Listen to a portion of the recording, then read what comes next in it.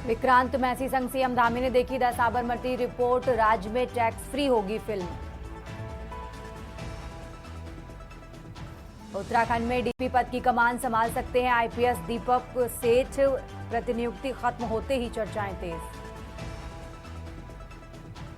NCLT ने भंग किया पुष्पांजलि का बोर्ड ऑफ डायरेक्टर्स, खरीदारों को बड़ी राहत। खरीदारों ने हाईकोर्ट में याचिका दाखिल कर कहा किसी अन्य बिल्डर को सौंपा जाए प्रोजेक्ट। ऋषिकेश में बड़ा हादसा, ट्रक ने कई वाहनों को मारी टक्कर, यूकेडी नेता त्रिवेंद्र पंवार समेत 2 की मौत। देहरादून का ऐतिहासिक राष्ट्रपति आशियाना लोगों के लिए खुलेगा, राष्ट्रपति द्रौपदी मुर्मू के निर्देश पर अप्रैल से खोलने की तैयारी। 186 साल पुराना है राष्ट्रपति आशियाना। वन भूमि का सर्वे और ब्यौरा डिजिटल तौर पर भी तैयार रखने की कवायद, रिकॉर्ड के लिए बनी एसओपी। आप देख रहे हैं के न्यूज, खबरों का सारथी।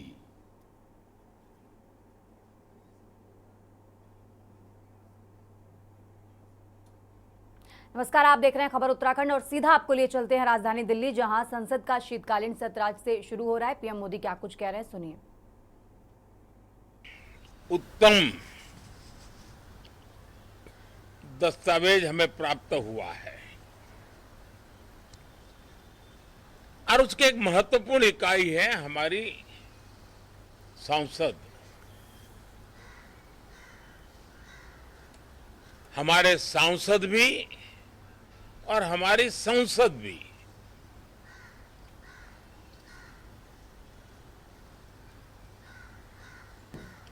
पार्लियामेंट में स्वस्थ चर्चा हो, ज्यादा से ज्यादा लोग चर्चा में अपना योगदान दें। दुर्भाग्य से कुछ लोगों ने अपने राजनीतिक स्वार्थ के लिए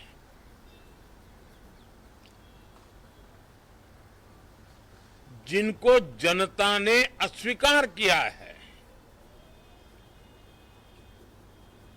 वे संसद को भी मुट्ठी भर लोगों के हुड़दंगबाजी से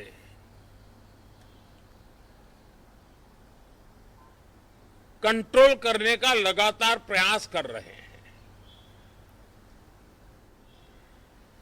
उनका अपना मकसद तो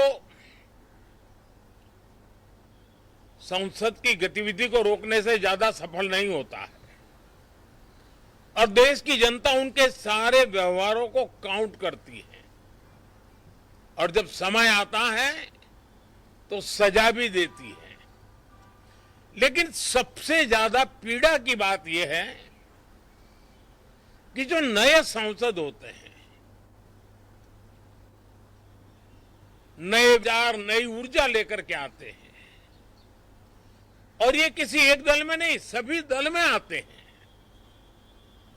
उनके अधिकारों को कुछ लोग दबोच देते हैं। सदन में बोलने का उनको अवसर तक नहीं मिलता है।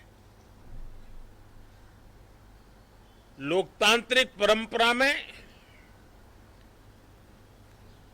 हर पीढ़ी का काम है आने वाली पीढ़ियों को तैयार करे, लेकिन 80-80, 90-90 बार जनता ने जिनको लगातार नकार दिया है, वे न संसद में चर्चा होने देते हैं, न लोकतंत्र की भावना का सम्मान करते हैं, न ही वह लोगों की आकांक्षाओं का कोई महत्व समझते हैं, उनका उसके प्रति कोई दायित्व है वो कोई समझ पाते हैं। और उसका परिणाम है वो जनता की उम्मीदों पर कभी भी खरे नहीं उतरते हैं और परिणाम स्वरूप जनता को बार बार उनको रिजेक्ट करना पड़ रहा है। साथियों, ये सदन लोकतंत्र की 2024 के पार्लियामेंट के चुनाव के बाद देश की जनता को अपने अपने राज्यों में कुछ स्थानों पर अपनी भावना, अपने विचार, अपनी अपेक्षाएं प्रकट करने का अवसर मिला है। उसमें भी 2024 के लोकसभा के चुनाव के नतीजों को और अधिक ताकत दी गई है राज्यों के द्वारा, और अधिक बल प्रदान किया गया है, और अधिक समर्थन का व्याप बढ़ा है। और लोकतंत्र की यह शर्त है कि हम जनता जनार्दन की भावनाओं का आदर करें, उनकी आशा अपेक्षाओं पर खरा उतरने के लिए दिन रात मेहनत करें। मैं बार बार खास करके विपक्ष के साथियों से आग्रह करता रहा हूं, और कुछ विपक्ष बहुत जिम्मेदारी से व्यवहार करते भी हैं। उनकी भी इच्छा रहती है कि सदन में सुचारू रूप से काम हो, लेकिन लगातार जिनको जनता ने नकार दिया है, वे अपने साथियों की बात को भी दबोच देते थे, उनकी भावनाओं का भी अनादर करते हैं, लोकतंत्र की भावनाओं का अनादर करते हैं। मैं आशा करता हूं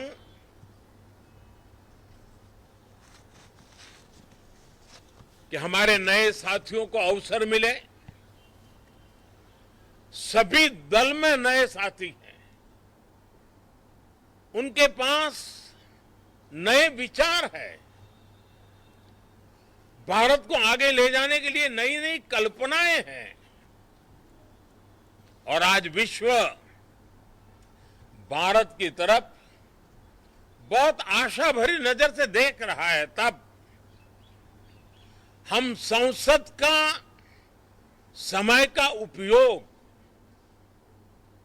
वैश्विक स्तर पर भी भारत के आज जो सम्मान बढ़ा है, भारत का प्रति जो आकर्षण बढ़ा है, उसको बल प्रदान करने वाला हमारा व्यवहार रहना चाहिए। विश्व के अंदर भारत को ऐसे अवसर बहुत कम मिलते हैं जो आज मिला है, और भारत की संसद से वो संदेश भी जाना चाहिए कि भारत के मतदाता उनका लोकतंत्र के प्रति समर्पण,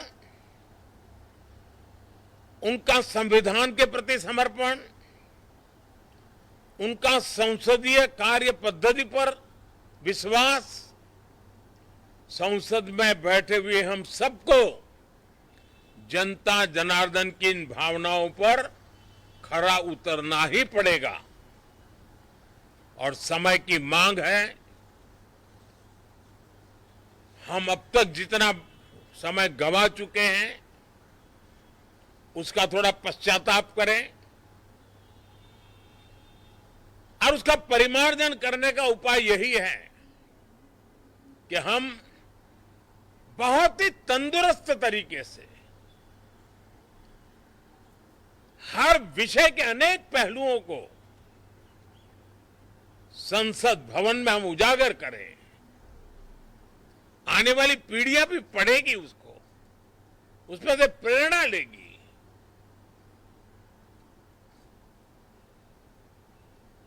मैं आशा करता हूं कि ये सत्र बहुत ही परिणामकारी हो, संविधान के 75वें वर्ष की शान को बढ़ाने वाला हो, भारत की वैश्विक गरिमा को बल देने वाला हो, नए सांसदों को अवसर देने वाला हो, नए विचारों का स्वागत करने वाला हो, इसी भावना के साथ मैं फिर एक बार सभी माननीय सांसदों को उमंग और उत्साह के साथ इस सत्र को आगे बढ़ाने के लिए निमंत्रित करता हूं, स्वागत करता हूं। आप सब साथियों का भी बहुत बहुत धन्यवाद। नमस्कार।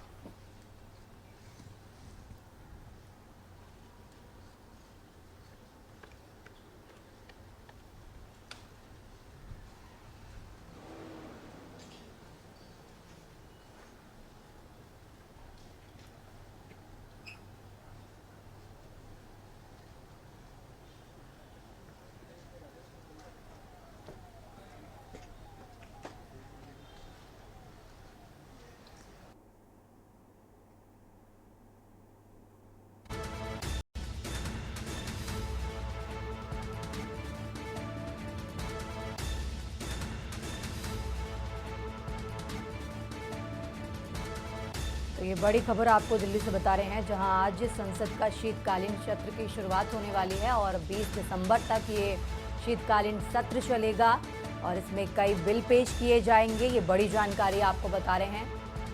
वक्फ संशोधन सहित कई 16 विधेयकों को सूचीबद्ध किया गया है। ये बड़ी जानकारी आपको बता रहे हैं। आज से संसद का शीतकालीन सत्र शुरू हो रहा है। 20 दिसंबर तक एक सत्र चलेगा। ये बड़ी जानकारी आपको दिल्ली से बता रहे हैं, जहां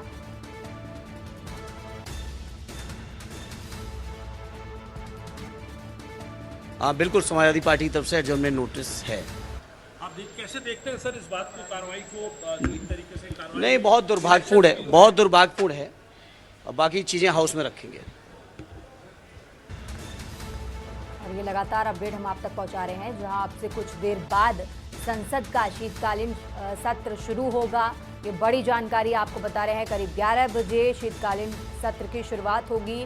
20 दिसंबर तक ये सत्र चलेगा। ये बड़ी जानकारी आपको बता रहे हैं, जिसमें कई बिल्स को लेकर विपक्ष सत्ता पक्ष पर भड़कता नजर आएगा। और ये बड़ी जानकारी आपको बता रहे हैं। 20 दिसंबर तक चलेगा संसद का शीतकालीन सत्र। शीतकालीन सत्र में कई बिल पेश किए जाएंगे। ये बड़ी जानकारी आपको बता रहे हैं। केंद्र सरकार ने वक्फ अधिनियम संशोधन विधेयक सहित 16 विधेयकों को सूचीबद्ध भी किया है।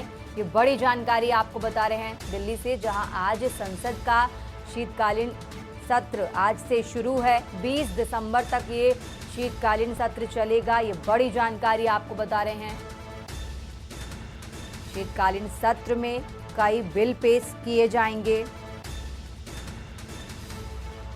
20 दिसंबर तक चलेगा शीतकालीन सत्र। आपको बता दें, इस सत्र में कई बिल पेश किए जाएंगे।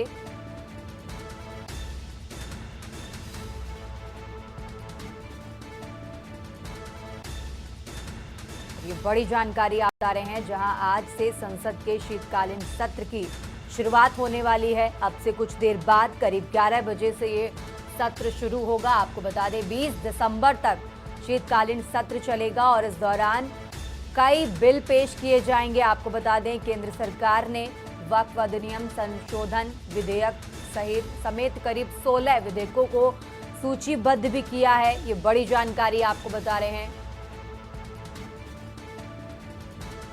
और इसी बीच अवधेश प्रसाद क्या कुछ कह रहे हैं, सुनिए।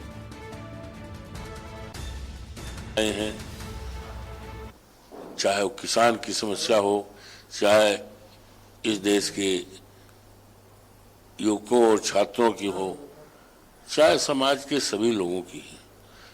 जब से भारतीय जनता पार्टी की डबल इंजन की सरकार सत्तारूढ़ हुई है, तो चारों तरफ परेशानियां ही।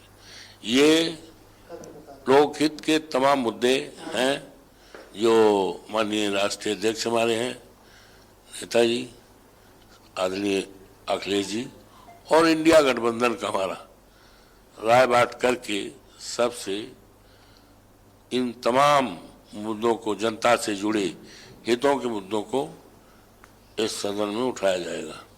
सर, वहीं जो संभल की घटना हुई है, कोर्ट के आदेश के बाद में इतनी उपद्रव हुआ, पुलिस 3 लोगों की मृत्यु हो गई, कई पुलिस वाले भी घायल हैं, इसमें आपका सर क्या कहना है? देखिए, संभल की घटना बहुत ही दुखदाई है दर्दनाक है, हृदय विदारक है।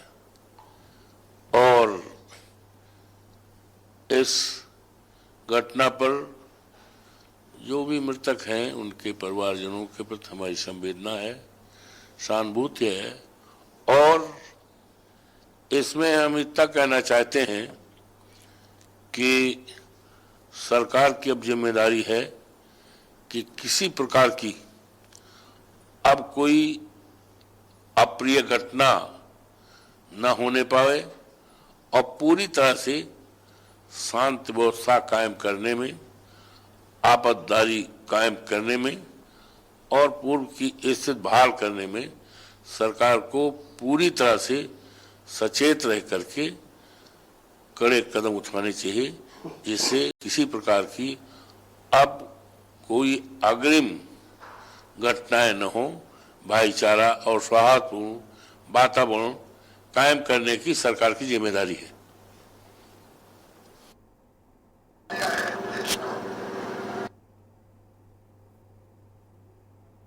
अवधेश प्रसाद को आप सुन रहे थे, जो अयोध्या से लोकसभा सांसद हैं। इसी बीच यहाँ रुकते हैं एक छोटे से ब्रेक के लिए, फौरन हाजिर होंगे। आप देख रहे हैं के न्यूज, खबरों का सारथी।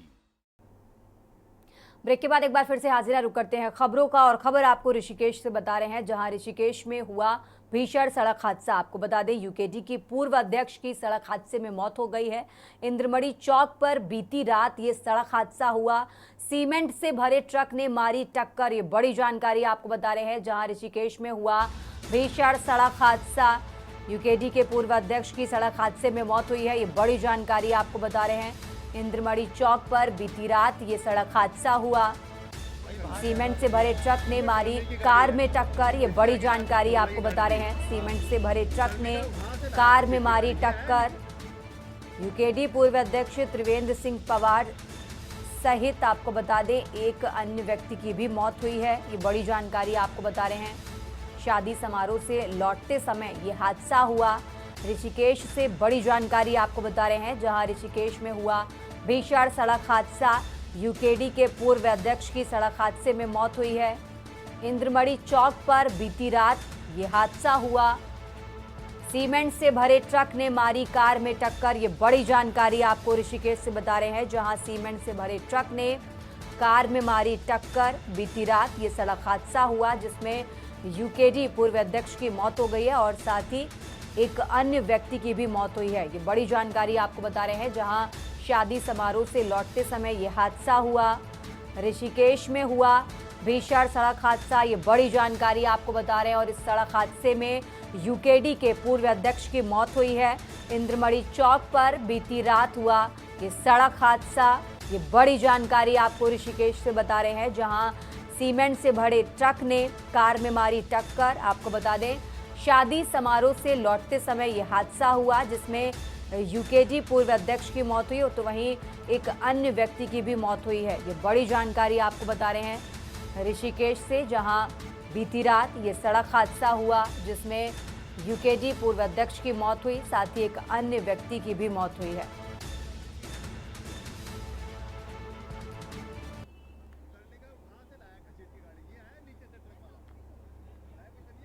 खबर उत्तराखंड में आगे बढ़ते हैं, और अब खबर आपको लक्सर से बता रहे हैं, जहां सुल्तानपुर नगर में समाज सेवी द वारिस अहमद ने एक बार फिर गरीबों के लिए रेडी पटरी व मंडी की तहत बजरी निःशुल्क कर दी है। नगर पंचायत में इसका 9 लाख से ज्यादा का शुल्क जमा कर गरीबों को बड़ी सौगात दी है। लोगों से अपील की है कि नगर पंचायत या किसी अन्य व्यक्ति को अब मंडी की तह बाजारी व रेडी पटरी का शुल्क नहीं देना होगा। वह गरीबों के लिए उन्होंने फ्री कर दी है। साथ ही उन्होंने ऐसे सफेद पोस्ट नेताओं पर आरोप भी लगाया है, ये बड़ी जानकारी आपको बता रहे हैं। और नगर पंचायत की आड़ में फर्जी तरीके से लोगों से धन वसूली कर रहे हैं।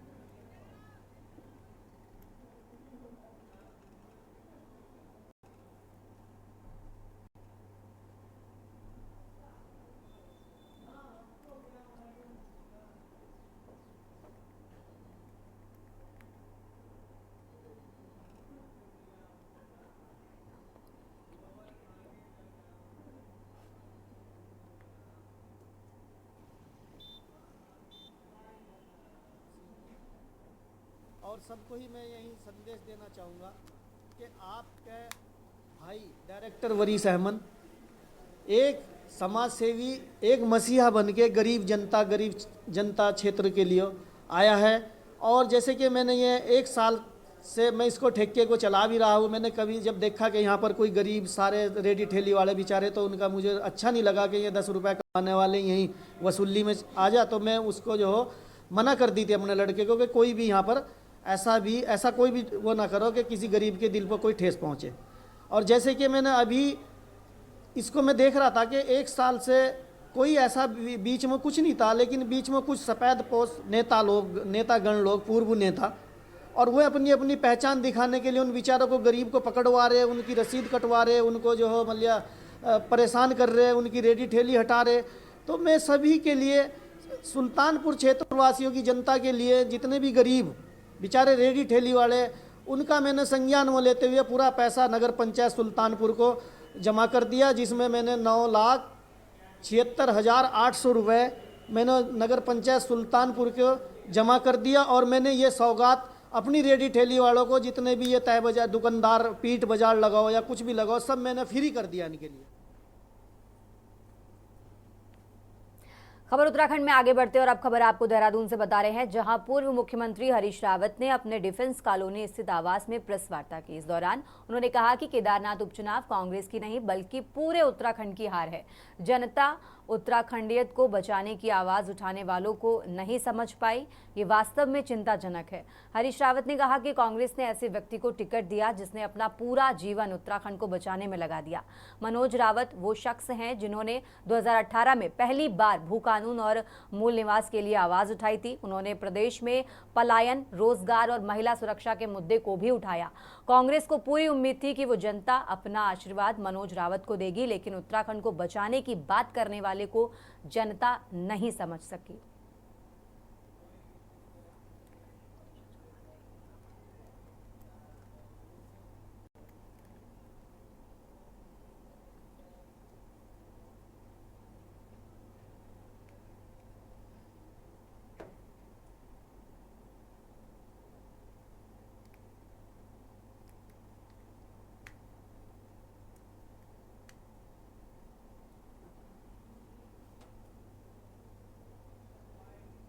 देखिए, मैं नतीजों से चिंताग्रस्त हूँ, क्योंकि ये नतीजे कांग्रेस की हार नहीं है, ये उत्तराखंड के सरोकारों की हार है और उन सवालों की हार है जिनको केदार भूमि स्वयं उठा रही थी। वो हमारे सवाल नहीं थे, वो केदारनाथ के आम जनता के, आम लोगों के सवाल थे। और सरोकारों की हार इसलिए है कि हम लोग चुनाव के बाद अब फिर उत्तराखंडी सरोकारों की बात करेंगे, भू कानून की बात करेंगे, पलायन की बात करेंगे, बेरोजगारी की बात करेंगे, महिला सम्मान की बात करेंगे। और उनके लिए जो व्यक्ति खड़ा रहा, जिस व्यक्ति ने अपनी राजनीति का मकसद उसको बनाया हो, उसको आप चुनाव में हरा देते हैं। तो ये जहाँ तक मेरा सवाल है, इतनी खास खुली बात कोई नहीं कहेगा। मैं खुली बात कह रहा हूँ कि मुझे इस बात की तकलीफ है कि उत्तराखंड किस दिशा में जाना चाहता है। रुक करते हैं अगली खबर का। बात कर रहे हैं देहरादून की, जहां हॉकी खिलाड़ी मनीषा चौहान ने यमुना कॉलोनी में खेल मंत्री रेखा आर्या से मुलाकात की। इस अवसर पर मंत्री रेखा आर्या ने मनीषा चौहान को मेडल पहनाकर सम्मानित किया। आपको बता दें कि बिहार के राजगीर स्पोर्ट्स कॉम्प्लेक्स में भारत और चीन के बीच खेले गए Asian hockey women champions trophy के फाइनल मुकाबले में उत्तराखंड की निवासी मनीषा चौहान ने जीत दर्ज की। खेल मंत्री रेखा आर्या ने मनीषा को मेडल पहनाकर सम्मानित भी किया।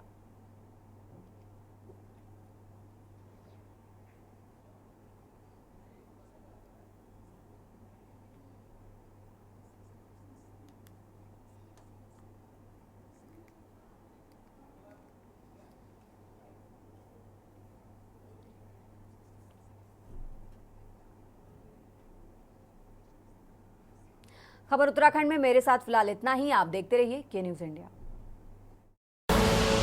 आप देख रहे हैं के न्यूज, खबरों का सारथी।